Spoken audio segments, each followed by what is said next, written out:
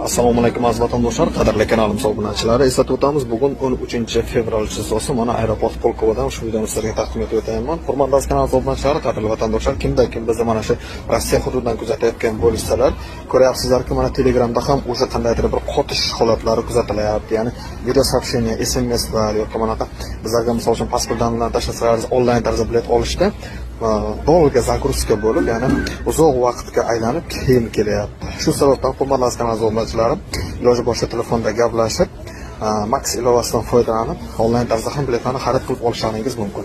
Bu birinchi masala.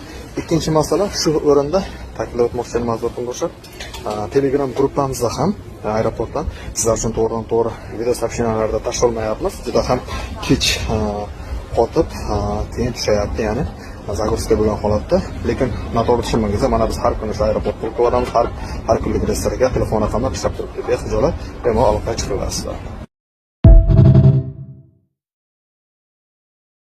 Hurmatli yurtdoshlar, sizlarga ko'p marotaba videorolik orqali murojaat ham qildik, aytib ham o'tdik, tushuntirib ham o'tdik aziz vatandoshlar. Bilasizlar, Iminna Sankt-Peterburg shahri aeroport Pulkovada passajirlar o'zini uyida sumkalarini o'rab, ya'ni prozrachniy salofanda streshga o'rab kelishi mumkin emas. O'rab kelishi mumkin, lekin aeroportda qabul qilingan mana Iminna Sankt-Peterburg qarshi 12 fevral chiqayotgan mana akalarimiz uyida prozrachniy salofanda o'rab kelgan.